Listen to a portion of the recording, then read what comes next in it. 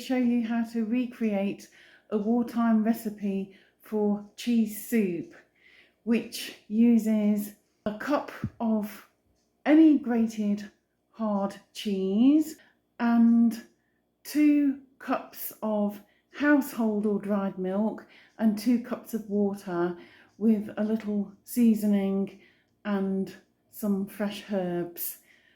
And this makes a delicious soup for cold winter days.